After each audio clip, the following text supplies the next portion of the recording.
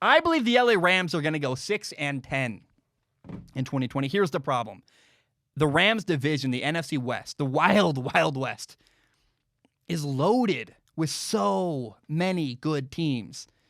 And somebody's got to lose out here. Also, the Rams went for broke during their Super Bowl run. They gave out a lot of really big contracts.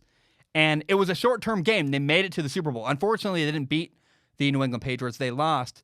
And the long-term pain of that is that now they had all these big contracts this offseason. They had to find a way to unload. And this offseason for the Rams was mostly about letting go of big contracts. They released Todd Gurley. They let Ndamukong Suh walk. They traded Brandon Cooks. Their offensive line is aging and getting older. And as I look around at the Rams, the sports world is kind of weird because I look at the quarterback of the Rams, and we have such a hard time.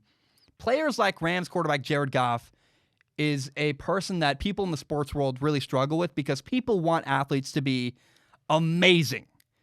And if an athlete isn't amazing, we go, they must be terrible. And there's really not a lot of room for nuance there. And the problem is nuance right in the middle between terrible and amazing is where Jared Goff falls. He's not a bum, but Jared Goff is also not amazing. He's solid, even if he does leave room for things to be desired. But my big question in LA with Jared Goff is, how driven is he? Is he happy? Is he just happy and rich, living in LA? Like, yeah, I'm a starting quarterback. Life is good. I'm famous. I make a lot of money. I got a cool house. Or is Jared Goff really motivated? Is Jared Goff hungry and desperate to take the next step in his development as a player? I've never gotten the sense that Jared Goff is incredibly hungry and putting his head down and trying to become the best quarterback he can possibly be.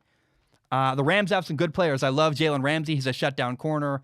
Aaron Donald is a dominant defensive tackle. I like receiver Cooper Kupp. He's back from an injury. And by the way, Robert Woods can play. But the LA Rams leave me with a bunch of questions. Will Jared Goff improve? Will one of their running backs emerge as a stud running back, maybe become a really good starter? Who's going to guard George Kittle when they play the 49ers? Right now, it appears that LA has no answer to stop George Kittle. And not a lot of people do anyway, but they definitely have nobody. They don't even have a plan to try to slow down George Kittle. They're just going to run their defense and hope that George Kittle doesn't shred them to pieces. Look, I love the Rams head coach Sean McVay. He's one of the guys that, if I had to pick a coach to play for in the NFL, it'd be Matt Rule and Sean McVay. That's probably my number 1 and 2 pick. But I got to look at the Rams and say they are surrounded by really, really good teams. And that is why I have the Rams going 6-10 in 2020.